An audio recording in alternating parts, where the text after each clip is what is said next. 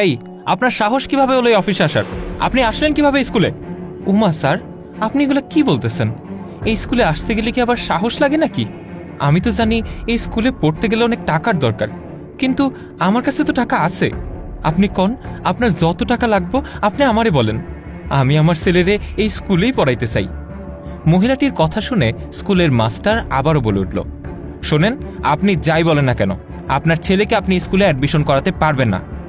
আপনি হচ্ছেন একজন পতিতা, আর এরকম পতিতার কোনো ছেলে আমাদের স্কুলে আমরা অ্যাডমিশন করাই না। আমাদের স্কুলে যারা পড়াশোনা করে তারা সবাই ডাক্তার, ইঞ্জিনিয়ার, এমনকি বড় বড় বিজনেসম্যানের বাচ্চা কাচ্চা। সেখানে আপনার মতো পতিতার বাচ্চাকে অ্যাডমিশন দিয়ে আমি আমার স্কুলের নাম খারাপ করতে চাই না।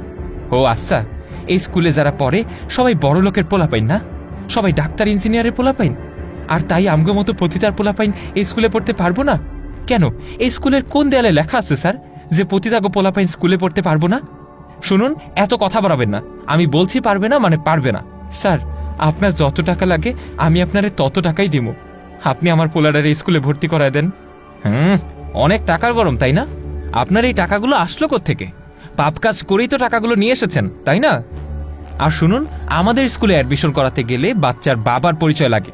আপনার কোনো পরিচয় আছে? এই বাচ্চার বাবার কোনো পরিচয় আছে? এই মিয়া, আপনি মুখ সামলায় কথা কইবেন। আর একবার যদি কইছেন আমার সন্তান একটা পতিতার সন্তান, তাহলে কিন্তু আপনার খবর হয়ে যাইব। আমি এখানে আসছি আমার পোলারে ভর্তি করানোর জন্য, এইখানে কোনো ঝগড়া করতে আসি নাই।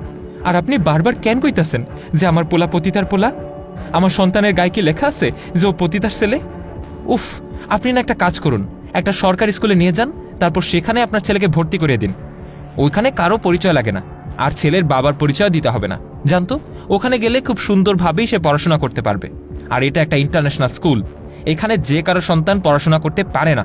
অ্যাটলিস্ট আপনার মতো পতিতার কোনো সন্তান এই স্কুলে পড়তে পারবে না। আর দিস ইজ ফাইনাল। দেখেন, আপনি যা কইতাছেন ঠিক কইতাছেন না।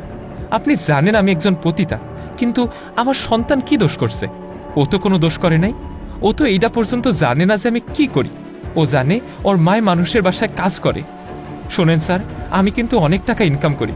আপনার স্কুলের ফি কত? প্রতি মাসে 2,000 টাকা। আমি প্রতি মাসে আপনার 4,000 টাকা দিব। আপনি আমার সন্তানরা আপনার স্কুলে ভর্তি করায় দেন।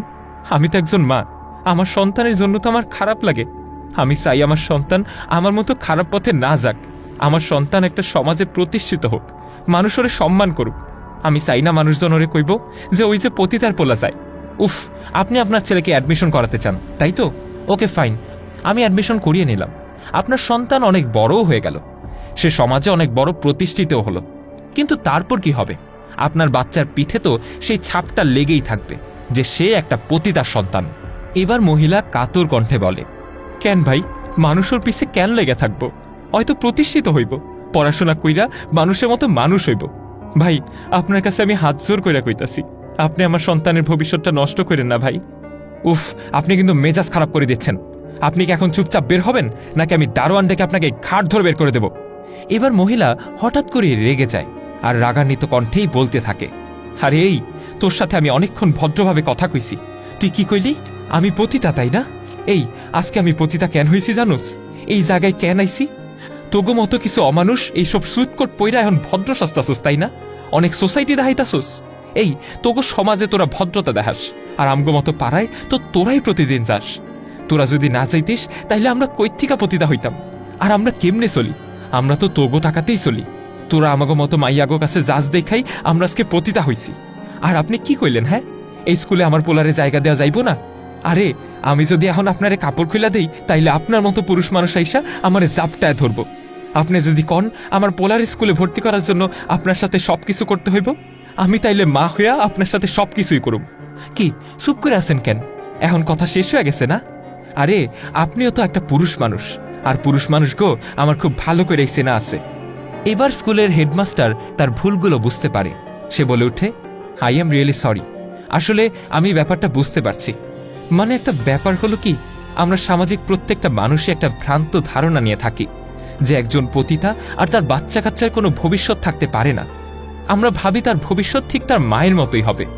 আর একটা ব্যাপার কি জানেন, আমাদের সমাজটা এমন একটা সিস্টেমের মধ্যে পড়ে গেছে যে এই সিস্টেমের বাইরে আমরা চাইলেও যেতে পারি না। প্লিজ প্লিজ আপা, আপনি আমাকে ক্ষমা করবেন। আপনার সাথে আমি যেই দুর্ব্যবহার করছি সেটার জন্য আমি আপনার কাছে ক্ষমা চাইছি। আর হ্যাঁ, আপনার বাচ্চা এখানেই পড়বে। আর আপনার তার জন্য ডাবল কোনো টাকাও দিতে হবে না, যতটুকু ফি ততটুকু দিলেই হবে। শুনুন আপা, আপনি একটা কাজ করুন, কালকে আপনার বাচ্চাকে নিয়ে স্কুলে আসুন। এবার মহিলা অনেক খুশি হয়ে বলে, ভাইজান আপনার অনেক ধন্যবাদ ভাইজান, এই প্রথম কোনো মানুষ আমারে উপকার করলো। আমি কালকে থেকে আমার ছেলেরে স্কুলে পাঠায় দিব। আপনাকেও হাতে তুইলা দিতাছি আমার ছেলেটারে। আপনারা প্লিজ আমার ছেলেটারে একটা ভালো মানুষ কইরা গইরা তুলেন, সে যেন আমার মতো অন্ধকারের পথে না আসে।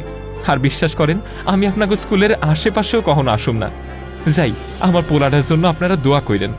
এই কথা বলেই মহিলা সেখান থেকে চলে যায়। ভিডিওটি ভালো লেগে থাকলে লাইক, কমেন্ট এবং শেয়ার করতে ভুলবেন না। কমেন্ট বক্সে জানান আপনার মূল্যবান মতামত।